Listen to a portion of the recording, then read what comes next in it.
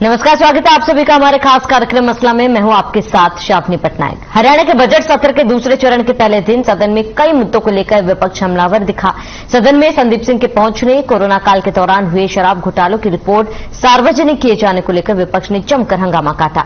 वहीं कई मुद्दों पर जवाब देते हुए सीएम ने कहा कि सरस्वती नदी के किनारों को ऊंचा उठाने और आसपास के रिहायशी इलाकों में बाढ़ के पानी को रोकने के लिए सरकार कदम उठा रही है। पानी का सुचारू प्रभाव सरकार की प्राथमिकता है। वहीं ग्रीन बेल्ट के सवाल पर सीएम ने कहा कि प्रदेश में ग्रीन बेल्ट पर बनी अवैध इमारतों पर राज्य सरकार सख्त कार्रवाई कर रही है। अब तक सरकार के पास 1500 से अधिक ऐसी चिन्हित इमारतों की जानकारी प्राप्त हुई थी, जिस पर उपयुक्त कार्रवाई चल रही है और कई ऐसी इमारतों को ध्वस्त किया जा चुका है। इस दौरान स्पीकर के साथ अभय चौटाला की जमकर बहस भी हुई।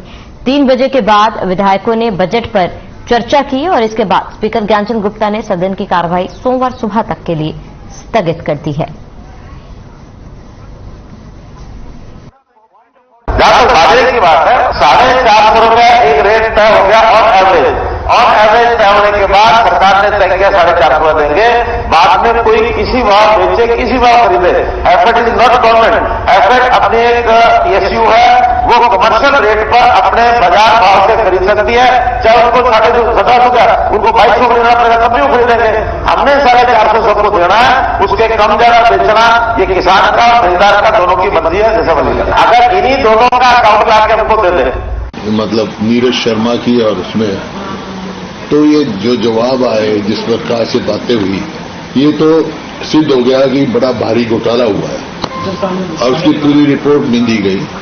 तो इसका एक ही है कि भाई ये जो है ना, एक कमेटी के ऊपर कमेटी के ऊपर इन्वेस्टिगेशन, इसकी जो है जांच सीबीआई को देनी चाहिए।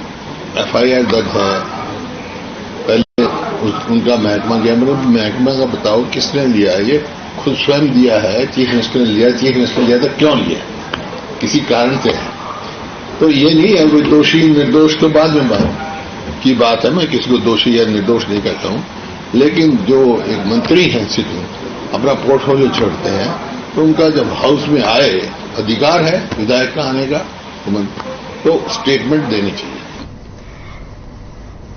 चलिए चर्चा की शुरुआत कर लेते। तमाम गेस्ट हमारे साथ जुड़ चुके हैं, उनका परिचय करा देती हूँ। विजयपाल अहलूवालिया, प्रवक्ता बीजेपी, हमारे साथ जुड़ चुके हैं। केसी भाटिया, प्रवक्ता कांग्रेस, हमारे साथ जुड़ चुके हैं। विभा पांडे, प्रवक्ता जेजेपी, हमारे साथ जुड़ चुकी हैं। रजवंत डहीनवाल, प्रवक्ता इनेलो, हमारे साथ जुड़ चुके हैं। आप सभी मेहमानों का बहुत बहुत स्वागत है। सबसे पहले विजयपाल जी, आपका रुख करूंगी। सदन के दूसरे चरण की शुरुआत हो चुकी है और ऐसे में शून्यकाल से सत्र की शुरुआत हुई। जैसी उम्मीद थी आज का सत्र, आज का दिन वैसा रहा? देखिए, सत्र के अंदर आज 2-3 विषयों को प्रमुखता से चलाया गया, देखा गया।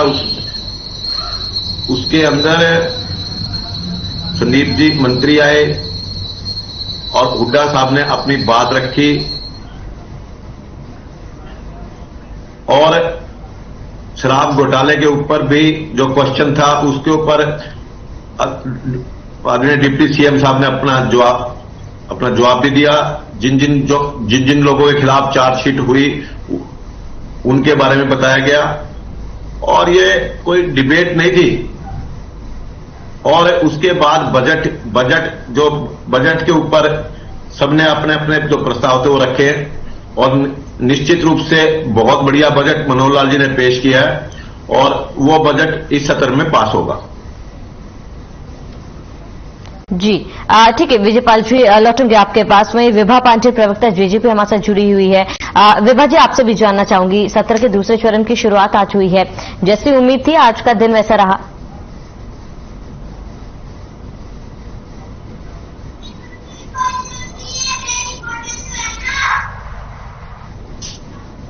जी ने ये जो NHI का है, फिर भी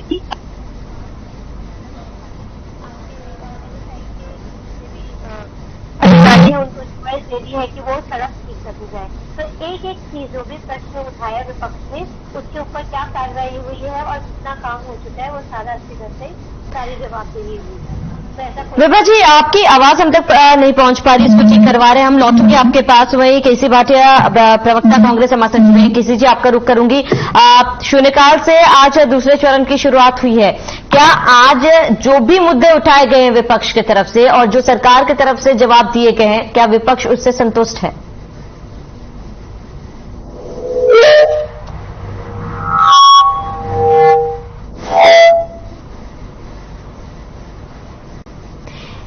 केसी भाटिया जी, क्या आप तक मेरी आवाज पहुंच पा रही है?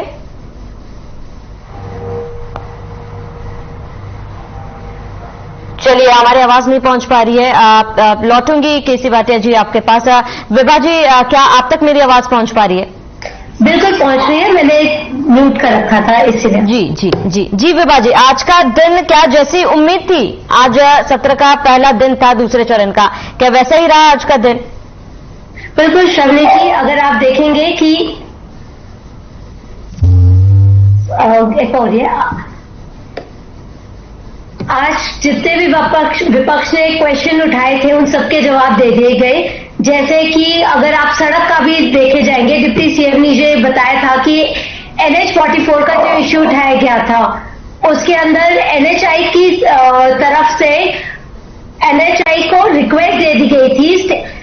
श्रवणी जी, मेरी आवाज एको हो रही है, मैं बात नहीं कर पा रही। ठीक है विभा जी, मैं इसको ठीक कराती हूँ और लौटूंगी आपके पास। रजवंत रेनवाल जी, प्रवक्ता इनेलो हमारे साथ जुड़े हुए हैं। रजवंत जी, आज के सत्र का क्या कुछ कहना है? आज के दिन कैसा रहा? इसके साथ ही क्या विपक्ष जो मुद्दे उठाई थे और सरकार ने जो जवाब दिया था, क्या विपक्ष उससे संतुष्ट है? अगर करें तो संतुष्ट है, झूठ के पुलिंदे देते हैं। क्या मेरी आवाज आ पा रही है? जी, क्या मेरी आवाज आ पा रही है? जी रजवंत जी। जी, तो उसी से संबंधित अगर बात करें हम शराब घोटाले की, तो शराब घोटाले की जो बात की थी चौधरी अभय सिंह चौटाला ने, जो शराब घोटाले को लेकर जो बात रखी थी, जो ध्यानाकर्षण प्रस्ताव लगाया था और उसका जवाब देने का जब रिपोर्ट की बात आई थी तो उसमें यही आए थे ना कि जो रिपोर्ट के लिए अगर कोई भी कमेटी गठित की जाती है तो उसकी रिपोर्ट भी बनती है। तो उस रिपोर्ट को अगर मुख्यमंत्री जी के पास भी भेज दिया जाता है, विजिलेंस की जांच भी आ जाती है, तो उसको रिपोर्ट को सार्वजनिक भी तो किया जाना चाहिए ना। तो वो सार्वजनिक क्यों नहीं किया गया है? किसी व्यक्ति को अगर उसमें पैनलाइज भी किया गया है तो वो सारी चीजें पता तो लगना चाहिए ना कि किसके हैंड पर वहां पर लापरवाही बरती गई है, उनके अगेंस्ट क्या कार्रवाई की गई है। सरकार यहीं पर कहीं ना कहीं एक ना लुका छिपी का खेल खेलती है। वो हर समय इस ऐसा काम करती है, प्रयास करती है कि जिससे उसको ये लगे कि किसी न किसी तरह से हमें सरकार को बचाया जा सके। और चौधरी अभय सिंह चौटाला जी हमेशा एक ही बात कहते हैं कि अगर आपने कहीं गलती की है तो आप उसकी माफी मांग लो, जनता आपको माफ कर देगी, लेकिन कम से कम आप अपने आप को दागदार ये बार बार ये कह के हमारे पास कोई दाग नहीं, कोई भी दाग नहीं, दाग ऐसे नहीं खत्म होते। दाग तो आप जो आपसे जो रिपोर्ट मांगी गई है, जब भी कमेटी बैठती है उस कमेटी की आज तक इन्होंने, सरकार ने जब भी कोई आरोप लगे और उसकी कमेटी बना देते हैं, लेकिन उस कमेटी की आज तक अगर रिपोर्ट नहीं आती तो ऐसी कमेटी बनाने का फायदा क्या है? तो ये पहले तो ये जनता के बीच में झूठ बोलते थे, अब विधानसभा में भी झूठ बोल रहे हैं। तो ऐसी सरकार का क्या किया जा सके जहां पर भी और जब भी अगर कोई भी नुमाइंदा, अगर चुना हुआ प्रतिनिधि, अगर विधायक अगर मुद्दे उठाता है तो कहीं ना कहीं उनको नेम करने का काम किया जाता है, उनको बाहर भेजने का काम किया जाता है, उनका स्पीकर, उनका माइक बंद कर दिया जाता है। ये सरकार ये क्या तानाशाही रवैया अपना रखा है। और भी और सुनिए, चौधरी अभय सिंह चौटाला जी बार बार ये कहते हैं कि अगर मैं कोई सवाल खड़ा करता हूं तो उस पर जवाब देना चाहिए मंत्री को, लेकिन कहीं ना कहीं जवाब मंत्री ना देकर विधानसभा अध्यक्ष भी उस पर बार बार मेरे से उलझने का काम करते हैं। इसका मतलब ये है कि विधानसभा अध्यक्ष जो है वो अपनी जिम्मेदारी पूर्ण तरह से नहीं निभा रहे। वो कहीं ना कहीं एक तरफा सरकार की तरफ में अपना हर फैसला सरकार के पक्ष में लेने का काम करते हैं। सर, यही चीजें चलती है हरियाणा की जनता से, या हरियाणा की जनता की जो आवाज बनकर चौधरी अभय सिंह चौटाला विधानसभा में जाते हैं, उनको जवाब तो दिया ही नहीं जाता। तो कहीं ना कहीं वो एक दूसरे के ऊपर, और एक बात बार बार आती है कि विपक्ष की बात अगर करें तो आज मुख्य विपक्षी दल कांग्रेस है और वहां पर मुहावरों का या मुशायरों का दौर शुरू कर दिया जाता है और जो मुख्य मुद्दे हैं उनसे कहीं ना कहीं जनता का ध्यान भटकाने का काम किया जा रहा है। विधानसभा सत्र को केवल और केवल इन्होंने मजाक बनाया हुआ है। ठीक है, लौटूंगी रजवंत जी आपके पास। केसी भाटिया प्रवक्ता कांग्रेस हमारे साथ जुड़े हैं। केसी भाटिया जी, क्या आप तक मेरी आवाज पहुंच पा रही है? हाँ जी, हाँ बिल्कुल। केसी जी, आपसे जानना चाहूंगी कि आज जो भी मुद्दे सदन में उठाए गए हैं, विपक्ष के द्वारा मुद्दे उठाए गए और सरकार की तरफ से जवाब भी दिया गया, विपक्ष संतुष्ट है? देखिए, जो शराब का मुद्दा उठा था उसमें इन्होंने कहा जी वो जिनके ऊपर कार्रवाई बनती है हम कार्रवाई कर रहे हैं।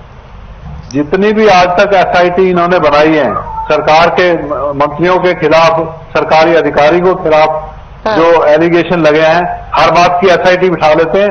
आज तक किसी एसआईटी की रिपोर्ट नहीं आई है। इससे ये साबित होता है कि सरकार ऐसे लोगों को बचाना चाहती है जो भ्रष्टाचार कर रहे हैं। और एक मुद्दा उठा कि ये सरपंचों का मुद्दा उठा, जो इन्होंने ई टेंडरिंग का ये बनाया हुआ है, तो ये कोई आज नहीं, इन्होंने जब 2 साल चुनाव नहीं कराए, ई टेंडरिंग की मार्फत इन्होंने काम कराए, पूरा इन्होंने भ्रष्टाचार किया उसके अंदर। और वो भ्रष्टाचार का दरवाजा ये खुला रखना चाहते हैं ताकि इनके अधिकारी, इनके मंत्री, इनके एमएलए अपने चहेतों को ठेके दिलवाकर और वो भ्रष्टाचार कर सकें। तो इस तरह से जो लोग, चुने हुए लोग हैं सरपंच, उनके अधिकारों को छीनकर और बड़ी किस तरह से ये सरकार काम कर रही है कि कहते हैं जी हमने तो फैसला कर दिया। फैसला एक तरफा नहीं हुआ करता।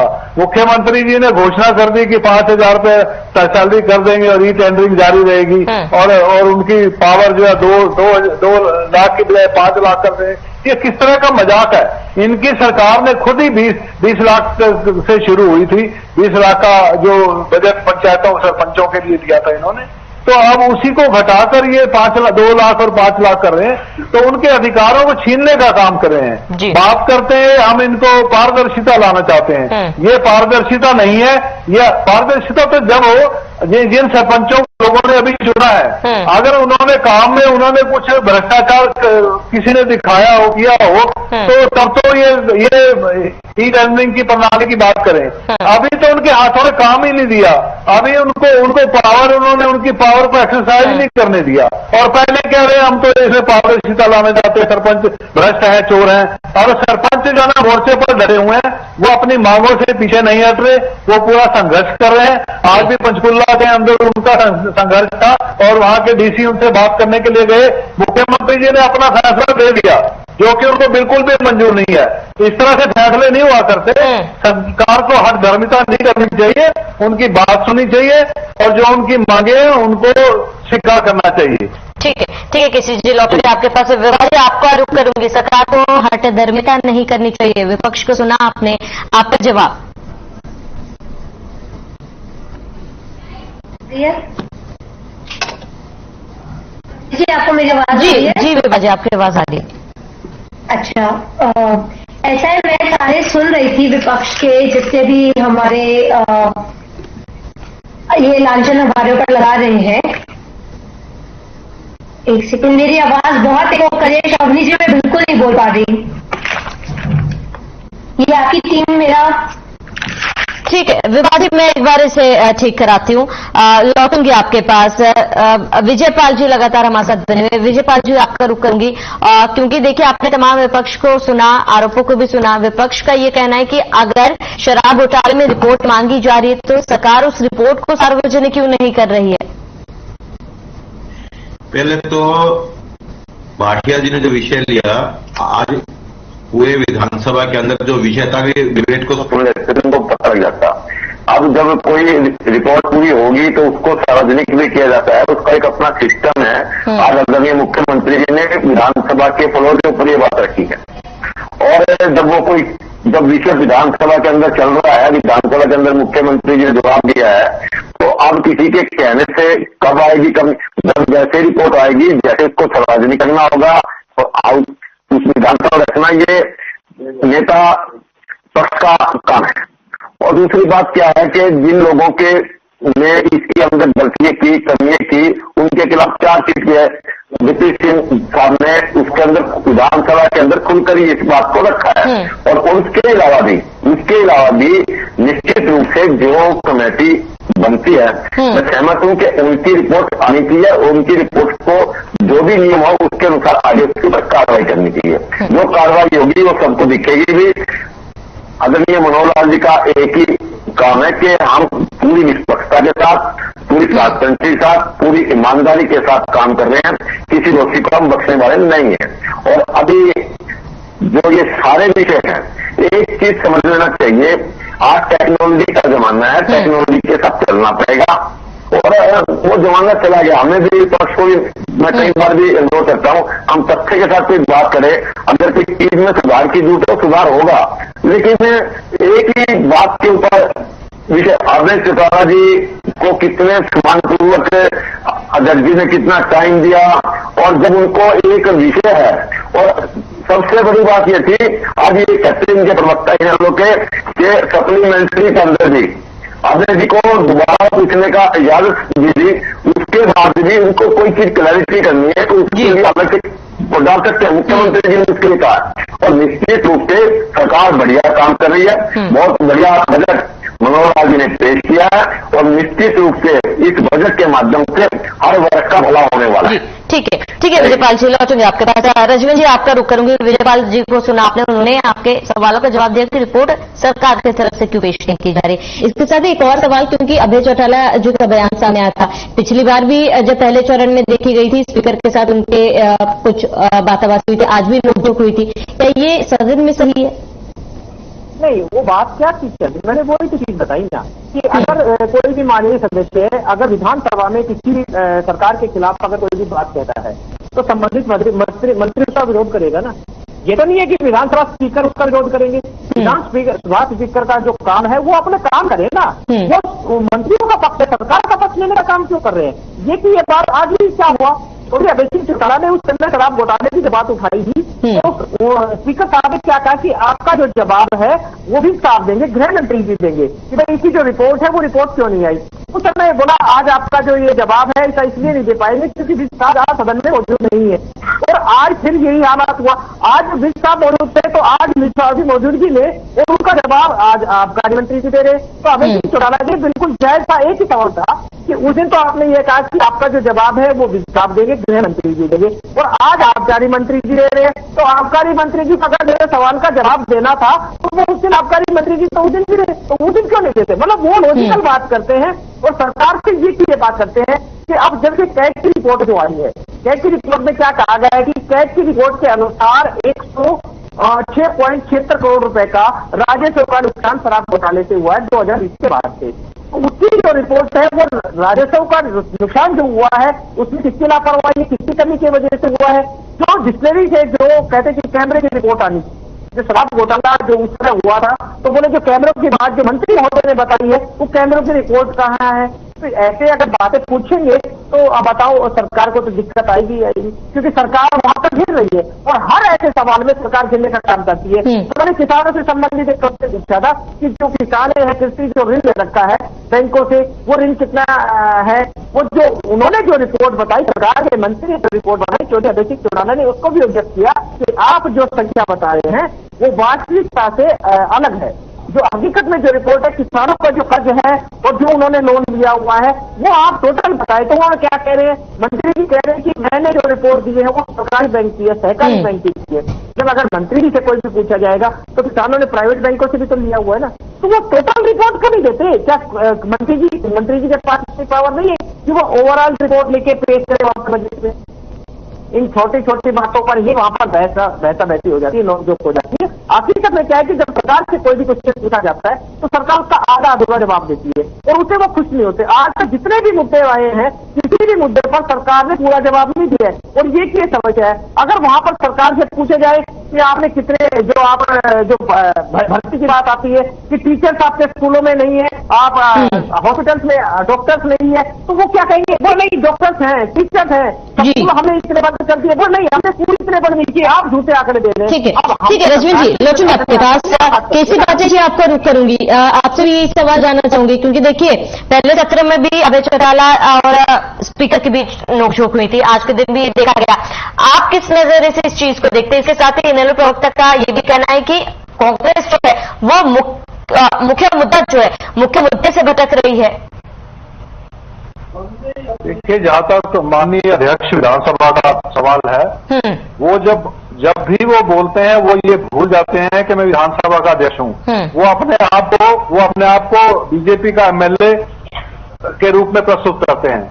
आज इस तरह से ये इस डिबेट के शुरू होते ही उनकी आवाज सुना रहे थे, वो ये कह रहे थे कि मुख्यमंत्री जी ने बड़ा अच्छा बजट पेश किया है और वो पास होगा।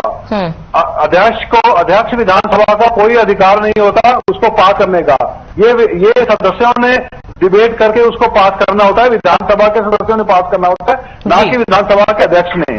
तो उनको संभल कर बोलना चाहिए। उनको जब वो विधानसभा के अध्यक्ष की कुर्सी पर बैठे हैं, बड़े सम्मानजनक कुर्सी होती है वो, उसका आदर करना चाहिए। उसको उस समय भूल जाना चाहिए कि मैं बीजेपी का एमएलए हूँ। वो सबके लिए, सबके अध्यक्ष हैं, वो चाहे वो किसी भी पार्टी के हो के एमएलए बीच में बैठे हो, वो सबके अध्यक्ष हैं। उनको अपने सम्मान को बरकरार रखना, ये मेरा कहना है। ठीक है केशव भाटिया जी, लौटूंगा आपके पास। विजय पाल जी, दोनों ही विपक्षियों को सुना आपने, आपका क्या जवाब है? कि अध्यक्ष जी बहुत अच्छे तरीके से विधानसभा को चलाते हैं। बिल्कुल भाटिया जी ने सही कहा कि वो सभी वो चेयर हैं, सभी विधायकों के अध्यक्ष हैं, इसमें कोई दो राय नहीं। और निश्चित रूप से देखिए, इतने बढ़िया तरीके से वो विधानसभा चलाते हैं, सबको मौका देते हैं और सबकी पूरी बात को ध्यान से सुना जाता है। और निश्चित रूप से विपक्ष का काम आलोचना करना है, विपक्ष आलोचना करे, जहां कमी है सरकार को बताए, ये विपक्ष का अधिकार है, इससे कोई इनकार नहीं करता। मैं कहता हूं डिजिटल का युग है, विपक्ष को सुझाव देना चाहिए। आदरणीय मुख्यमंत्री मनोहर लाल जी हर बात के अंदर इतने ट्रांसपेरेंसी से काम कर रहे हैं और ये ट्रांसपेरेंसी कांग्रेसी के मित्रों को समझ में नहीं आ रही, ये उनको रास नहीं आ रही। दिक्कत क्या है कि अभी मेरे भाटिया जी एक बात कह रहे थे जी, ये टेंडरिंग होगा तो अपने आदमियों को बेनिफिट मिलेगा। अरे भाई मेरे, कम से कम ये टेंडरिंग होगा तो कोई भी ले सकता है ऑनलाइन, इसमें अपने आदमी को बेनिफिट नहीं मिलता। आप उल्टा कह रहे थे, चलो उसको ठीक कर लेना। लेकिन मैं एक बात रखना चाह रहा हूं कि बजट इतना बढ़िया पेश हुआ है और बजट के अंदर और सभी कमेटी जितनी बनी थी उन्होंने एक अच्छी रिपोर्ट प्रस्तुत की है और हर वर्ग के लिए, चाहे किसान के लिए हो, चाहे कर्मचारी के लिए हो, चाहे व्यापारी के लिए हो, चाहे मजदूर के लिए हो, इस बजट के अंदर इस प्रकार के प्रावधान पैदा किए गए हैं ताकि जो अंत वाला व्यक्ति है, जो अंत सबसे ज्यादा उसकी इनकम बढ़े, वो उस गरीबी रेखा से बाहर निकले। और आज इनकम बढ़ाने के जो साधन इस बजट के अंदर है, इस बहुत बड़ी बात है। आज हर वर्ग को इनकम बढ़ाने का एक अवसर दिया जा रहा है इस बजट के माध्यम से। और निश्चित रूप से मैं एक बात कहता हूं, इस बजट को विपक्ष के लोगों ने भी सराहा है। निश्चित रूप से जो अच्छी बात होती है विपक्ष की जिम्मेवारी बनती है उसको सराहे, लेकिन हमारी एक जिम्मेवारी है इस लोकतंत्र के अंदर, एक विधानसभा का जो सिस्टम है, कई बार ठीक है आजकल लाइव होता है, जनता को दिखाने के लिए कुछ करना पड़ता है और ठीक है इनकी मजबूरी हमें समझ में आती है, लेकिन निश्चित रूप से संक्रीट रूप से आदरणीय मुख्यमंत्री जी इस काम को बढ़िया तरीके से कर रहे हैं। बिल्कुल विजय पाल जी, आपसे एक और सवाल, क्योंकि देखिए यहाँ पर साफ तौर पर नजर आ रहा है कि विपक्ष जो है सरकार के जवाबों से फिलहाल संतुष्ट नहीं है, तो क्या हम ये उम्मीद करें कि बाकी जो दिन बचे हैं सरकार अपने जवाबों से विपक्ष को संतुष्ट कर पाएगी? देखिए निश्चित रूप से विपक्ष को जो क्वेश्चन होता है उसका जवाब मिलना चाहिए, पूरा जवाब। कई बार क्या होता है कि एक जवाब विपक्ष का नहीं होता, जवाब क्वेश्चन का होता है। और जब विपक्ष को अगर वो क्वेश्चन का जवाब ठीक नहीं लगता, अगर क्वेश्चन का जवाब नहीं है तो विपक्ष कहे, लेकिन विपक्ष का जवाब नहीं दे सकते हम क्वेश्चन का जवाब देते हैं। हमारे मंत्री इसको बहुत बढ़िया तरीके से जवाब तो देते हैं और सत्य वो रखते हैं। आपने किसी चीज के लिए हमें, अगर आपने कोई क्वेश्चन डाला, उस क्वेश्चन के अंदर पूरी डिटेल डाली, उसी का जवाब मिलता है। लेकिन आप सदन में खड़े होकर उसके बाद कहते ये नहीं, इसका बताइए, प्राइवेट बैंक का क्या है। भाई एक ही सीधी सी बात है, जो आपने डाला बकायदा विधानसभा के अंदर मंत्री जी जो ज्ञान होता है, जो ऑन द रिकॉर्ड चीज होती है, उसके बाद नहीं जा सकते। और उससे इनकी जो हमारी जिम्मेवारी बनती है विजय पाल जी, ठीक है, समय की कमी है, बाकियों से भी फाइनल कमेंट ले लेती हूँ। रजवेश दहिनवाल जी, आपसे भी फाइनल कमेंट जानना चाहूंगी कि जो बचे दिन है सत्र के, ऐसे में आपकी क्या उम्मीदें हैं? देखिए, सत्र का काम होता है कि वहां पर जनता के जो मुद्दे हैं उनको उठाया जाता है, सरकार से एक सवाल पूछा जाता है, जवाब देने का काम सरकार का होता है। अब जैसे बजट की जो बात चल रही है, बजट में जो जो प्रावधान किए गए थे, हम तो यही चाहेंगे कि वो धरातल पर कैसे लागू हो, जो सरकार ने जो बनाए हैं। सरकार केवल कागजी कार्रवाई की बात करती है और हम ये चाहते हैं कि जनता तक ये केवल और केवल बात करते हैं कि अंतिम व्यक्ति तक हम उसका लाभ पहुंचाना चाहते हैं। लेकिन आज तक जितने भी बजट पेश किए हैं इन्होंने, वो बजट कभी भी इन्होंने ये नहीं कहा कि इसका बजट का जो आपका रिजल्ट। तो रजवन जी, आपको क्या लगता है कि बजट पास होगा इस बार? उस बजट का प्रावधान करने की बात। रजवन जी, आपको क्या लगता है कि बजट पास होगा इस बार? जी, देखिए एक चीज है, बजट का काम है सरकार का काम। जी ठीक है रजवन जी, लौटूंगे आपके पास, समय की कमी है। केसी बाटे जी, आपका रुक करूंगा, आपसे फाइनल कमेंट जानना चाहूंगी कि बचे जो दिन है सत्र के, आपकी क्या उम्मीद है और क्या लगता है बजट पास होगा? देखिए, बजट जो पेश किया गया वो एज इट इज पास नहीं होता, उसके अंदर सुझाव मांगे जाते हैं, तो उसमें पूरी डिस्कशन करने के बाद उसको हर एक मुद्दे पर ये कहा जाता है कि ये मुद्दा पास होना चाहिए कि नहीं। तो खाली ये नहीं है कि बजट पेश कर दिया और वो पास हो जाएगा। अगर विपक्ष की बातों को नहीं सुना जाता, उनके सुझावों को बीच में शामिल नहीं किया जाता और अपनी मनमानी करके उस बजट को पास कराने की, मेजोरिटी के हिसाब से पास कराने की कोशिश की जाती है, वो अपने आप में लोकतंत्र की हत्या कहा जाता है। विपक्ष की बहुत बड़ी भूमिका होती है, बहुत बड़ी जिम्मेदारी होती है। विपक्ष के विधायकों को सुनकर, उनके सुझावों को बीच में मिलाकर तब बजट पास होना चाहिए। ठीक है, हमारे साथ जुड़ने के लिए केसी बाटे जी आपका बहुत बहुत शुक्रिया। विजय पाल जी हमारे साथ जुड़ने के लिए आपका बहुत बहुत शुक्रिया। विभा पांडे जी हमारे साथ जुड़ने के लिए बहुत बहुत शुक्रिया। रजवन ढेनवाल जी आपका भी बहुत बहुत शुक्रिया। तो बजट सत्र दूसरे चरण की शुरुआत हो चुकी है और पहले की तरह दूसरा भी हंगामेदार रहा और ऐसे में देखना होगा कि जो बचे दिन है उसमें क्या कुछ मुद्दे विपक्ष द्वारा उठाए जाते हैं और सरकार किस तरीके से जवाब देती है। फिलहाल इस बुलेटिन में मेरे साथ इतने। देश और प्रदेश की तमाम बड़ी खबरों के लिए बने रहिए हमारे साथ।